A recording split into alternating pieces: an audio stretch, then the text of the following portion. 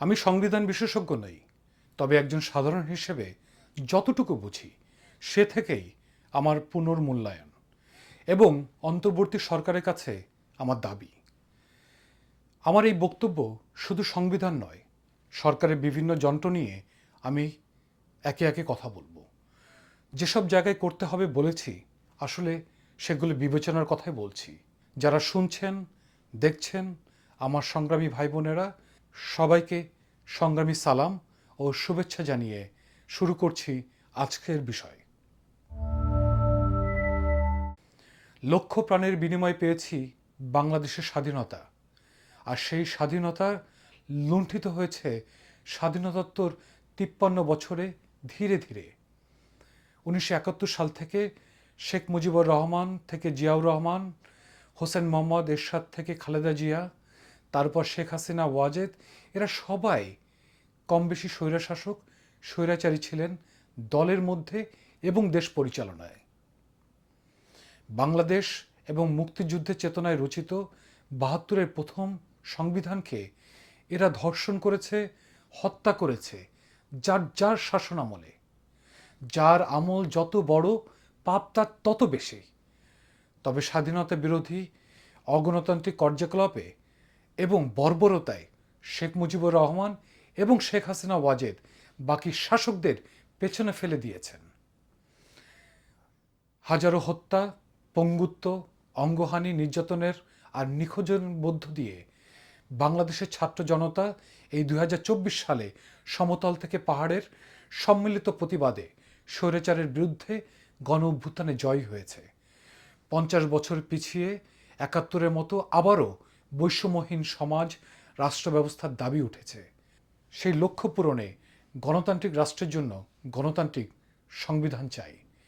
সেই লক্ষ্য অর্জনে অন্তর্বর্তী সরকারের কাছে অতি জরুরি বেশ কিছু পদক্ষেপ গ্রহণ করা একটি বৈষম্যহীন গণতান্ত্রিক ব্যবস্থায় ফিরে যেতে জরুরি। একটি জনগণতান্ত্রিক ব্যবস্থায় দেশকে পরিচালিত করার লক্ষ্যে সংবিধানের এই পুনঃসংশোধন জরুরি। সেই সাথে সরকারি নীতিমালায় এবং পদক্ষেপে জরুরি কিছু সংস্কার রাষ্ট্র মেরামতের জন্য। গণপ্রজাতন্ত্রী বাংলাদেশ গণতান্ত্রিক ব্যবস্থায় ফিরিয়ে আনার লক্ষ্যে তথা বাংলাদেশের সংবিধানকে গণতান্ত্রিক ভিত্তিতে পুনর্স্থাপনের লক্ষ্যে প্রাথমিকভাবে গুরুত্বপূর্ণ সাংবিধানিক সংশোধনীগুলোতে সংযোজন সহ 1972 সালে গৃহীত সংবিধানের বিভিন্ন অনুচ্ছেদ ও দফা স্থাপন করতে হবে। যেহেতু 266 দিনে রক্তক্ষয়ী স্বাধীনতা যুদ্ধের মাধ্যমে বাংলাদেশ রাষ্ট্র প্রতিষ্ঠিত হয়েছে, সে কারণে 1972 সালের সংবিধানের প্রস্তাবনার প্রথম অনুচ্ছেদে জাতীয় মুক্তির জন্য ঐতিহাসিক সংগ্রামের শব্দগুলির পরিবর্তে জাতীয় স্বাধীনতার জন্য ঐতিহাসিক যুদ্ধের শব্দগুলো প্রতিস্থাপিত হবে। এবং যেহেতু বাংলাদেশ শুধুমাত্র একক বাঙালি জাতির রাষ্ট্র নয়, বরং তা হলো একটি বহুজাতিক রাষ্ট্র, সে কারণে 1972 সালে গৃহীত সংবিধানের 6 নং অনুচ্ছেদে বাংলাদেশের নাগরিকত্ব আইনের দ্বারা নির্ধারিত ও নিয়ন্ত্রিত হইবে, বাংলাদেশের নাগরিক বাঙালি বলিয়া পরিচিত হইবেন, এর স্থলে বাংলাদেশের নাগরিকত্ব আইনের দ্বারা নির্ধারিত ও নিয়ন্ত্রিত হইবে বাংলাদেশের নাগরিকগণ বাংলাদেশী বলিয়া পরিচিত হইবেন শব্দগুলো প্রতিস্থাপিত হবে। 1972 সালে গৃহীত সংবিধানের 9 নং অনুচ্ছেদে বাঙালি জাতির শব্দগুলোর স্থলে বাঙালি জাতি ও অন্যান্য জাতিসত্তা এবং বাঙালি জাতীয়তাবাদের স্থলে বাংলাদেশি জাতীয়তাবাদ শব্দগুলো প্রতিস্থাপিত হবে।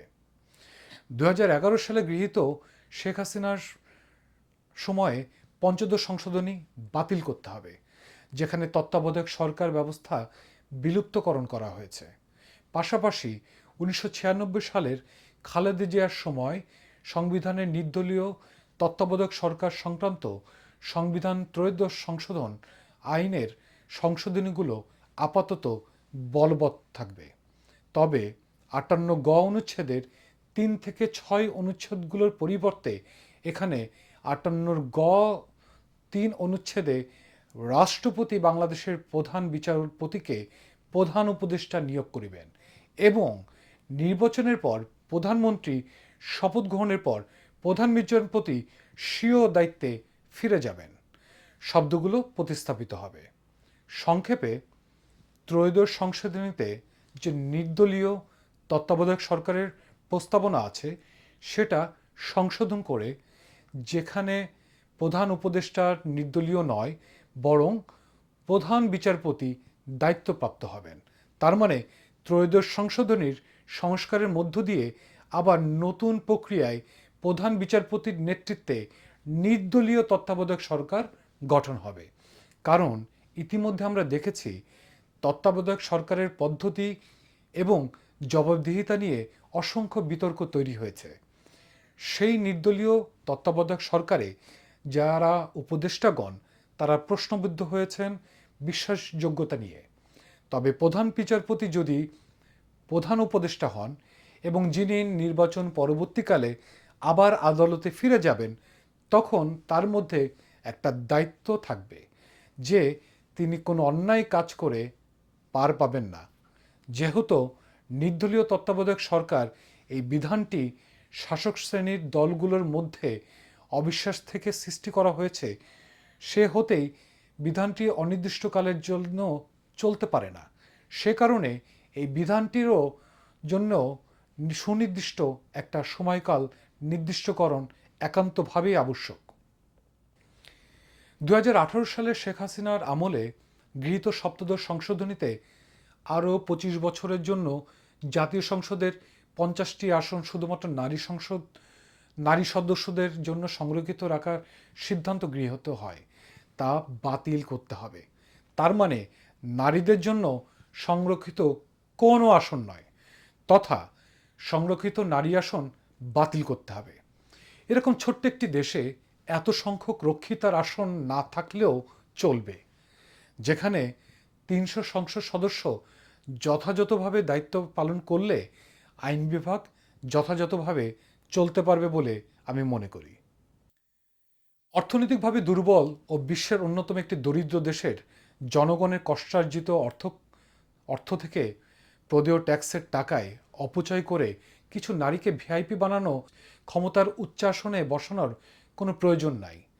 কারণ আমরা দেখতে পেয়েছি যে অধিকাংশ কেউ না কেউ ধনী শিল্পপতি পরিবারের সদস্য কিংবা প্রতিষ্ঠিত শিল্পী, দলীয় নেতা বা কোনো সংসদ সদস্যের বা দলীয় লেজুর ভিত্তিকারী সরকারি উচ্চপদে আসীন কোনো কর্মচারীর স্ত্রী বা বোন বা আত্মীয়। এদের অধিকাংশই অদক্ষ, অশিক্ষিত কিংবা চরিত্রহীনা। বাংলাদেশের জনগণ এদের থেকে মুক্তি চায়।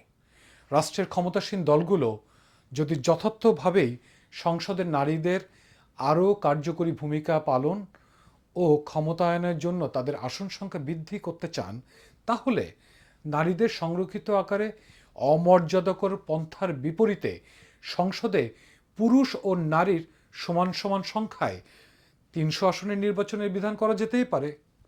যদি তাতে কারো আপত্তি থাকে তাহলে দেশে পুরুষ নারীর সংখ্যা অনুপাতে পুরুষ 154 জন এবং নারী 146 আসন পেতে পারে।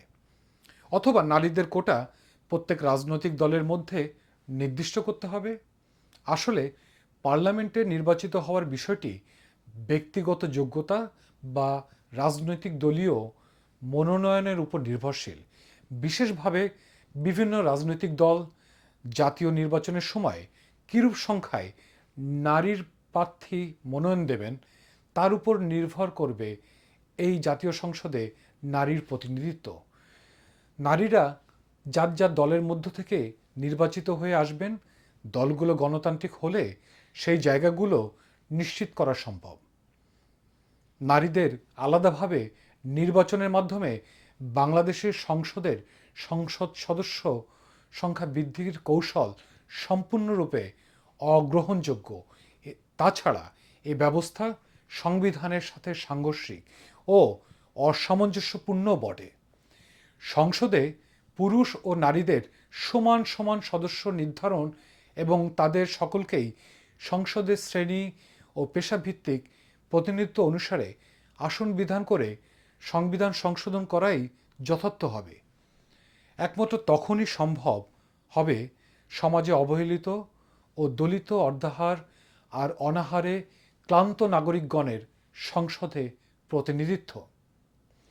একমাত্র তখনই প্রতিনিধিত্ব হিসেবে সংসদে আসতে পারবেন রান্না আর খাদ্য বন্টন করতে যে নারীরা সর্বদাই যাদের হিমশিম খেতে হয়, অনেক বেলায় যাদের নিজেদের খাওয়াও জোটে না, সে সকল মেয়েরা, নারীরা। উল্লিখিত এ সকল গ্রহণযোগ্য সংশোধনী ছাড়া সংবিধান প্রথম সংশোধন আইন 1973 থেকে শুরু করে সংবিধানের সর্বশেষ 2018 সালে গৃহীত সপ্তদশ সংশোধনী পর্যন্ত গৃহীত সকল সামরিক শাসনের অধীনে জারি করা সকল ফরমান, অর্ডার, সংবিধানের সংশোধনী বাতিল বলে গণ্য হবে। 1972 সালের গৃহীত সংবিধানে বিসমিল্লাহির রহমানির রহিম, দয়াময় পরম দয়ালু আল্লাহর নামে, সর্বশক্তিমান আল্লাহর উপর পূর্ণ আস্থা ও বিশ্বাস, সর্বশক্তিমান আল্লাহর উপর পূর্ণ আস্থা ও বিশ্বাসী হইবে যাবতীয় কার্যকলাপের ভিত্তি, রাষ্ট্র ইসলামী সংহতির ভিত্তিতে মুসলিম দেশসমূহের মধ্যে ভ্রাতৃত্ব সম্পর্কে সংহত, সংরক্ষণ এবং জোরদার করিতে সচেষ্ট হইবেন। প্রজাতন্ত্রের রাষ্ট্রধর্ম ইসলাম, তবে অন্যান্য ধর্ম প্রজাতন্ত্রে শান্তিতে পালন করা যাইবে, ইত্যাদি ইত্যাদি বিষয়বলি সম্পূর্ণরূপে ছিল অনুপস্থিত। এ সকল বিধিবিধান গণপ্রজাতন্ত্রী রাষ্ট্র তথা গণতান্ত্রিক সংবিধানের সঙ্গে সম্পূর্ণরূপে সাংঘর্ষিক ও অসামঞ্জস্যপূর্ণ। একথাও সত্য যে কোনো গণতান্ত্রিক সরকারের সকল বিধিবিধান সংবিধানে সংযোজন করেননি। ওই দুইজন স্বৈরাচারী সামরিক শাসক তথা রাষ্ট্রপ্রধান দেশের সংখ্যাগুরু ধর্মভীরু মুসলিম সম্প্রদায়কে নিজ নিজ পক্ষে রেখে সে ক্ষমতা অক্ষত রাখার লালসা চরিতার্থ করার জন্যই 1972 সালে গৃহীত গণপ্রজাতন্ত্রী বাংলাদেশ সংবিধান সহিত অসামঞ্জস্যপূর্ণ ও সাংঘর্ষিক এ সকল বিধিবিধান সংশোধন করে সংবিধানের মৌলিক চরিত্রই পাল্টে দিয়েছেন। উল্লেখিত সংযোজনগুলোর মধ্যে জেনারেল জিয়াউর রহমানের কর্তৃক সম্পন্ন বেআইনিভাবে সামরিক ফরমান জারির মধ্য দিয়ে 1977 সালে ইংরেজিতে এবং 1978 সালে বাংলায় পাঠ সংযোজিত হয় এবং তা সংসদকে সংবিধানে পঞ্চম সংশোধন আইন 1979-র মাধ্যমে আইনি স্বীকৃতি দিতে বাধ্য করা হয়। অন্যদিকে জেনারেল এইচ.এম. এরশাদ 1982 সালের অবৈধ সামরিক অভ্যুত্থানের মাধ্যমে রাষ্ট্রীয় ক্ষমতা কুক্ষিগত করে রাষ্ট্রপতি রূপে ক্ষমতাসীন থেকে 1988 সালে একতরফা পার্লামেন্ট নির্বাচনের মাধ্যমে পার্লামেন্ট গঠন করে সংবিধানের অষ্টম সংশোধন আইন 1988-র মাধ্যমে অন্যায়ভাবে প্রজাতন্ত্রের রাষ্ট্র ধর্ম ইসলাম সংযোজন করেন। স্মরণ রাখতে হবে যে ধর্ম যার যার তার এবং রাষ্ট্র সবার। ধর্ম হলো প্রত্যেক নাগরিকগণের ব্যক্তিগত ব্যাপার। ধর্মীয় বিধান ও অনুষ্ঠানের পালন ও প্রচারের ক্ষেত্রে সংবিধানের 41 অনুচ্ছেদে যথার্থ ধর্মীয় স্বাধীনতা নিশ্চিত করা হয়েছে। এ সকল কারণে হিন্দু, বৌদ্ধ, খ্রিস্টান সহ অন্যান্য ক্ষুদ্র ক্ষুদ্র সম্প্রদায়ের জনগণের উপর সংখ্যাগুলো সম্প্রদায়ের ধর্মীয় দৃষ্টিভঙ্গি ও বিধানগুলো চাপিয়ে দেওয়ার কোনো অবস্থায় গণতান্ত্রিক বলে বিবেচিত স্বীকৃত হতে পারে না। ভিন্ন ভিন্ন সম্প্রদায়ের সম্বলিত জনগণের রাষ্ট্রে পক্ষপাতদুষ্ট সাংবিধানিক বিধিবিধান সংযোজন ও গণতন্ত্র সম্মত নয়। কারণ বাংলাদেশ একদিকে যেমন কোনো মধ্যযুগীয় রাষ্ট্র নয়, অন্যদিকে তা মুসলিম বা মডারেট মুসলিম রাষ্ট্র নয়, বরং তা হলো গণতান্ত্রিক পদ্ধতির একটি রাষ্ট্র। বাংলাদেশের সংবিধান হলো গণপ্রজাতন্ত্রী বাংলাদেশের সংবিধান এবং এখানে সাংবিধানিকভাবে প্রজাতন্ত্রের সকল ক্ষমতার মালিক জনগণ। অনুচ্ছেদ 7-এর 1 এবং 1972-এর সংবিধানের অনুচ্ছেদ 25-এ পরিষ্কারভাবে বলা আছে যে জাতীয় সার্বভৌমত্ব ও সমতার প্রতি শ্রদ্ধা, অন্যান্য রাষ্ট্রের অভ্যন্তরীণ বিষয়ে হস্তক্ষেপ না করা, আন্তর্জাতিক বিরোধের শান্তিপূর্ণ সমাধান এবং আন্তর্জাতিক আইনের ও জাতিসংঘের সনদে বর্ণিত নীতিসমূহের প্রতি শ্রদ্ধা, এ সকল নীতি হইবে রাষ্ট্রের আন্তর্জাতিক সম্পর্কের ভিত্তি। সঙ্গত কারণে উল্লিখিত সংসদ সংযোজন ও বিয়োজনগুলো 1972 সালে সংবিধানের সহিত সাংঘর্ষিক ও অসামঞ্জস্যপূর্ণ। এক কথায় রাষ্ট্রের সকল ধর্মের সমান অধিকার আর সমান মর্যাদা নিশ্চিত করতে হবে। কোনো বৈষম্য থাকবে না। বাংলাদেশের মুসলিম সংখ্যাগরিষ্ঠ মানুষের বসবাস, তাতে কোনো সন্দেহ নেই। বাকিরাও যার যার ধর্ম পালন করবে, কিন্তু রাষ্ট্রের কোনো ধর্ম থাকতে পারে না যেখানে আমরা সবাই বাংলাদেশী। আরও উল্লেখ করা প্রয়োজন, বাঙালি জাতীয়তাবাদ এবং বাংলাদেশের স্বাধীনতা সংগ্রামের শেষ পর্বের অবিসংবাদিত নেতা শেখ মুজিবুর রহমানের সরকারের আমলে 1972 সালে গৃহীত কিছু পদক্ষেপ সংবিধানের সঙ্গে সাংঘর্ষিক ও অসামঞ্জস্যপূর্ণ। সে সকল সরকারি সিদ্ধান্তের মধ্যে অন্যতম হল: 1. বাংলাদেশ একটি ধর্মনিরপেক্ষ রাষ্ট্র হওয়া সত্ত্বেও বাংলাদেশকে সাম্প্রদায়িক ইসলামিক সম্মেলন সংস্থা অর্থাৎ অর্গানাইজেশনস অফ ইসলামিক কনফারেন্সের সদস্য করা। 2. সংবিধানের অনুচ্ছেদ পরিষ্কারভাবে একই পদ্ধতির গণমুখী ও সার্বজনীন শিক্ষা ব্যবস্থা প্রতিষ্ঠার ঘোষণা থাকা সত্ত্বেও মাদ্রাসা বোর্ড প্রতিষ্ঠা। তারই কন্যা শেখ হাসিনা ওয়াজেদ পিতার ধারাবাহিকতায় 2022 সালে জাতীয় কওমি মাদ্রাসা শিক্ষা বোর্ড গঠন করেন। উল্লেখ্য যে সাংবিধানিকভাবে একই পদ্ধতি ও সার্বজনীন শিক্ষা ব্যবস্থার প্রতিষ্ঠার এবং সমাজের প্রয়োজনের সহিত শিক্ষাকে সঙ্গতিপূর্ণ করিবার জন্য এবং সেই প্রয়োজন সিদ্ধ করবার উদ্দেশ্যে যথাযথ প্রশিক্ষণপ্রাপ্ত ও সদিচ্ছা প্রণোদিত নাগরিক সৃষ্টির কথা বলা হয়েছে। অথচ সরকারি অর্থ, সরকারি পৃষ্ঠপোষকতায়, সরকারি স্বীকৃতির মাধ্যমে দেশের নানামুখী শিক্ষা ব্যবস্থা চালু হয়েছে। চলছে শ্রেণী বৈষম্যমূলক ও অসম শিক্ষা ব্যবস্থা। শিক্ষা ব্যবস্থাকে উৎপাদন, পুনরুৎপাদন, উদ্ভাবন, যোগাযোগ ও পরিবহন, পরিষেবামূলক, হিসাব নিকাশ, বন্টনমুখী তথা সমাজের প্রয়োজনের সঙ্গে সামঞ্জস্য বিধান করে বিজ্ঞানভিত্তিক না করে তাকে একদিকে ধর্মমুখী, অন্যদিকে পুঁজিপতিদের তথা আধিপত্যবাদীদের অনুগত চাকর-বাকর সৃষ্টির পর্যায়ে পর্যবেসিত করা হয়েছে, যা সংবিধান পরিপন্থী। ধর্মনিরপেক্ষ রাষ্ট্র হিসেবে কোনো বিশেষ ধর্মের প্রতি বা ধর্মীয় সম্প্রদায়ের প্রতি আলাদাভাবে রাষ্ট্রের কোনো দায় দায়িত্ব সাংবিধানিকভাবে না থাকা সত্ত্বেও ইসলামিক ফাউন্ডেশন সৃষ্টি, এ সকল পদক্ষেপ ছিল গণতান্ত্রিক ব্যবস্থাবলীর তথা সংবিধানের বিভিন্ন অনুচ্ছেদের বিপরীতে তথা মুক্তিযুদ্ধের চেতনা পরিপন্থী। তার মানে এই নয় যে আমি যে কোনো ধর্মীয় শিক্ষা প্রতিষ্ঠান বিরোধী। ধর্মীয় শিক্ষা প্রতিষ্ঠান মানুষের একান্তই ব্যক্তিগত বা ধর্মের অনুসারীদের সামাজিক উদ্যোগের উপর, ইচ্ছা অনিচ্ছার উপর নির্ভরশীল থাকা উচিত। সকল ধর্মের যে কোনো ধর্মীয় শিক্ষা প্রতিষ্ঠান নিজ নিজ ধর্মের মানুষের দ্বারা পরিচালিত বা কর্তৃত্বে থাকা উচিত।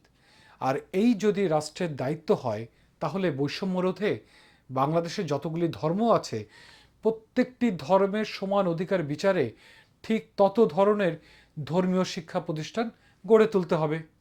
যেমন মুসলমানদের জন্য মাদ্রাসা শিক্ষা বোর্ড, তেমনি হিন্দুদের জন্য হিন্দু শিক্ষা বোর্ড, খ্রিস্টানদের জন্য খ্রিস্টান শিক্ষা বোর্ড, বৌদ্ধদের জন্য বৌদ্ধ শিক্ষা বোর্ড, মুরোদের জন্য ক্রামা শিক্ষা বোর্ড প্রতিষ্ঠা করতে হবে। অপরদিকে ইসলামিক ফাউন্ডেশনের মতো হিন্দু কল্যাণ ট্রাস্ট, খ্রিস্টান ধর্মীয় কল্যাণ ট্রাস্ট, বৌদ্ধ ধর্মীয় কল্যাণ ট্রাস্ট আছে। এখন বাকি রইল ক্রামা ফাউন্ডেশন ইত্যাদি ইত্যাদি প্রতিষ্ঠা করতে হবে ধর্ম অনুসারে। ওআইসির মতো বিশ্ব Hindu Parishad, world council of churches ইত্যাদি প্রতিষ্ঠানে যোগদান করতে হবে। এখন রাষ্ট্রকে ধর্মীয় প্রতিষ্ঠানসমূহ এবং তার কার্যক্রমের মধ্যে জড়িত হবে, নাকি শুধু রাষ্ট্র সকলের ধর্ম পালনের নিশ্চয়তা দিবে, নিরাপত্তা দিবে? প্রশ্নটা আপনাদের সকলকে। আমার মতে বৈষম্যহীন এবং সমতার বিচারে সকল তার স্থাপনা থেকে পরিচালনা, ব্যয়ভার সব কিছুই নিজ নিজ ধর্মের অনুসারী কিংবা সামাজিক প্রচেষ্টার মধ্যেই সীমিত থাকা উচিত। রাষ্ট্রের ধর্মীয় প্রতিষ্ঠানসমূহের নীতি নির্ধারণ ব্যবস্থাপনায় অংশগ্রহণ করা উচিত নয়। এক কথায় ধর্ম যার যার, রাষ্ট্র সবার।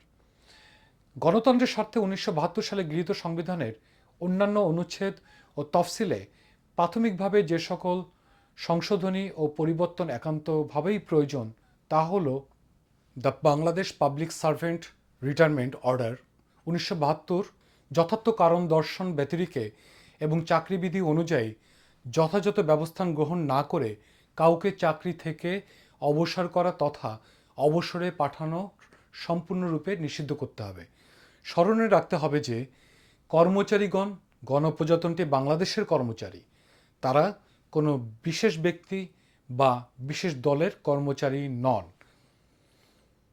অনুচ্ছেদ 64(1) সুপ্রিম কোর্টের বিচারক হবার যোগ্য কোনো ব্যক্তিকে রাষ্ট্রপতি বাংলাদেশে অ্যাটর্নি জেনারেল পদে নিয়োগ দান করিবেন।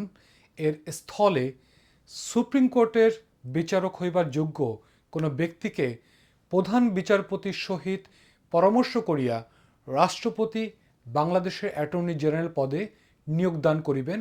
অনুচ্ছেদটি স্থাপিত হবে। 67(2) অনুচ্ছেদের পরে নতুন 67(3) অনুচ্ছেদ সংযোজন করতে হবে এবং তাতে যে সন্নিবেশিত হবে তা হল নির্বাচিত সংসদ সদস্য প্রত্যাহারযোগ্য কোনো নির্বাচনী এলাকার মোট ভোটারের শতকরা 25% ভোটার যদি লিখিতভাবে নির্বাচন কমিশনের নিকট ওই এলাকার সংসদ সদস্যকে প্রত্যাহারের আবেদন জানান, তাহলে তার উপর নির্বাচন কমিশন ভোট গ্রহণ করবেন এবং প্রদত্ত ভোটের অধিকাংশ ভোটে তা নির্ধারিত হবে। 70(খ) অনুচ্ছেদে উল্লিখিত অথবা সংসদে উক্ত দলের বিপক্ষে ভোটদান করেন, এই স্থানে যা প্রতিস্থাপিত হবে তা হল অথবা সংসদে উক্ত দলের সরকার পতনের পক্ষে ভোটদান করেন, তাহা হইলে সংসদে তাহার আসন শূন্য হবে। একইভাবে অনুচ্ছেদের ব্যাখ্যায় যা উল্লেখ করতে হবে তা হল দলীয় মনোনয়ন নিয়ে নির্বাচিত হওয়ার কারণে নিজ দলীয় সিদ্ধান্ত মোতাবেক সরকার পতনের বিল ছাড়া অন্য যে কোনো বিলের পক্ষে বা বিপক্ষে ভোট দেওয়ার অধিকার সংসদ সদস্যদের থাকিবে। সংবিধানের অনুচ্ছেদ 73(1) রাষ্ট্রপতি সংসদে ভাষণ দান এবং বাণী প্রেরণ করিতে পারিবেন। এরপরে যা সংযোজিত হবে তা হল সে ভাষণ বাণী হবে জাতির বিবেক, রাষ্ট্রপতি নিজস্ব সরকার কর্তৃক রচিত নয়। প্রধান নির্বাচন কমিশনার ও নির্বাচন কমিশনার নিয়োগের ক্ষেত্রে বিতর্ক এড়ানোর লক্ষ্যে অনুচ্ছেদ 118(1) রাষ্ট্রপতি প্রধান নির্বাচন কমিশনারকে ও অন্যান্য নির্বাচন কমিশনারকে নিয়োগ দান করবেন।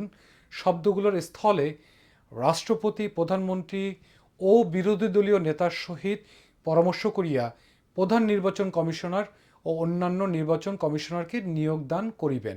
শব্দগুলো প্রতিস্থাপিত হবে। 59 অনুচ্ছেদের বিধানাবলীকে পূর্ণ কার্যকর্তা দানের উদ্দেশ্যে সংসদ আইনের দ্বারা উক্ত অনুচ্ছেদে উল্লিখিত স্থানীয় শাসন সংক্রান্ত প্রতিষ্ঠানসমূহকে স্থানীয় প্রয়োজনে কর আরোপ করার ক্ষমতা সহ বাজেট প্রস্তুতকরণ ও নিজস্ব তহবিল রক্ষণাবেক্ষণের ক্ষমতা প্রদান করতে হবে। 4(ক) অনুচ্ছেদে 2011 সালে সংযোজিত জাতির পিতা বঙ্গবন্ধু শেখ মুজিবুর রহমানের প্রতিকৃতি, রাষ্ট্রপতি, প্রধানমন্ত্রী, স্পিকার ও প্রধান বিচারপতির কার্যালয় এবং সকল সরকারি আধা সরকারি অফিস, স্বায়ত্তশাসিত প্রতিষ্ঠান, সংবিধিবদ্ধ সরকারি কর্তৃপক্ষের প্রধান ও শাখা কার্যালয়, সরকারি ও বেসরকারি শিক্ষা প্রতিষ্ঠান, বিদেশে অবস্থিত বাংলাদেশের দূতাবাস ও মিশনসমূহের সংরক্ষণ ও প্রদর্শন করিতে হইবে বাদ দিতে হবে। বরং বিতর্ক এড়াতে সর্বস্থানে জাতীয় পতাকা সংরক্ষণ যোগ করতে হবে। নিঃসন্দেহে শেখ মুজিবুর রহমান বাংলার স্বাধীনতা আন্দোলনের শেষ পর্বের অবিসংবাদিত নেতা। ইতিহাস আপন গতিতে তৈরি হয়, কিন্তু সে সময় নেয় কথায় কথায় 100 বছর পরিপক্ক হতে। একটি সময়ে আরেকটি সময়ের কাছে দাঁড় করায়, আয়নার মতো শক্ত স্বচ্ছ দেখতে পায় নিজেকে এবং মেনে নেয়, চাপিয়ে দেওয়া নয়। জোর করে ইতিহাস বলবেন, চাপিয়ে দেবেন, তা কিন্তু টিকবে না। জাতীয় নেতাদের ছবি, ভাস্কর্য, ফলক যত্রতত্র চাপিয়ে দেওয়া যাবে না, যদি না তা রক্ষা করা যায়। যত্রতত্র ব্যক্তিদের নামে নামকরণ বা নাম বদলের অপরাজনীতিও বন্ধ করতে হবে। পরিশেষে বলতে চাই, রাষ্ট্র ক্ষমতার বিকেন্দ্রীকরণ এবং ভারসাম্য আনতে হবে, যেন ভবিষ্যতে শেখ মুজিবুর রহমান থেকে জিয়াউর রহমান, হোসেন মোহাম্মদ এরশাদ থেকে খালেদা জিয়া, তারপর শেখ হাসিনা ওয়াজেদ, এদের মতো ভিন্ন ভিন্ন মাত্রার স্বৈরশাসক, স্বৈরাচারের কিংবা গণতন্ত্র বিরোধীদের পুনর্জন্ম না হয়। প্রধানমন্ত্রী থেকে রাষ্ট্রপতি, বিচার বিভাগ থেকে নির্বাহী বিভাগ, সবখানে ক্ষমতার বিকেন্দ্রীকরণ করতে হবে। প্রয়োজনে সংসদীয় পদ্ধতি পরিবর্তন আনা হোক। সংসদে জনগণের সকল অংশের প্রতিনিধিত্ব তৈরি করার লক্ষ্যে নির্বাচন পদ্ধতিতে সংস্কার আনা হোক। এককেন্দ্রিক ঢাকা শহরের উপর চাপ কমাতে হবে। ভয়ঙ্কর ব্যাপারটা, সব কিছু ঢাকা কেন্দ্রিক। যাই হোক, এ সকল সংশোধনী সমূহ বাতিল করতে হবে। হাইকোর্টের মধ্য দিয়ে তারপর যে সংশোধনগুলোর কথা বলা হয়েছে সেগুলো রাষ্ট্রপতিকে দিয়ে গণতান্ত্রিক সংবিধানের জন্য অর্ডিন্যান্স বা অধ্যাদেশ জারি করতে হবে, যেন আগামী সংসদ সেটা অথেন্টিকেশন বা আইনগত স্বীকৃতি দেয়। এই সংশোধনসমূহ সংসদে সরকারি দল বা জোট 2/3 সমর্থন পেলেই এই সিদ্ধান্ত নিতে পারবেন। প্রয়োজনে নির্বাচিত গণপরিষদ ভবিষ্যতে প্রগতিমুখী নতুন সংবিধান প্রণয়ন করবেন। সংসদ সদস্যদের সমস্ত বিলাসবহুল যে সকল আবদার পূরণ করা হয়েছে সব বাতিল করতে হবে। গাড়ি থেকে সম্পত্তি সব রাষ্ট্রের কাছে ফিরিয়ে দিতে হবে। ট্যাক্স মুক্ত, ট্যাক্স ফ্রি সব বন্ধ করতে হবে। আগামীতে সংসদ সদস্যদের যে কোনো বিলাসবহুল সুবিধা, যেমন গাড়ি, বাসস্থান কিংবা বিভিন্ন ভাতা, এগুলো কর্তন করতে হবে। গ্রহণযোগ্য হবে না যতদিন না দেশের আর্থিক অবস্থার পরিবর্তন না ঘটে। ইতিমধ্যে গৃহীত সমস্ত পদক্ষেপ পুনর্মূল্যায়ন করতে হবে এবং বাতিল করবে আগামী সংসদ, এবং সকল কর্তন সংক্রান্ত তথ্য সংসদে আলোচনায় থাকবে, জনগণকে জানাতে হবে। এখানে আপাতত ধৈর্য ধরে আমার কথা শোনার জন্য ধন্যবাদ। আবারও সবার জন্য শুভেচ্ছা, ভালোবাসা ও সুস্থতা কামনা। নিশ্চয়ই আবারও দেখা হবে।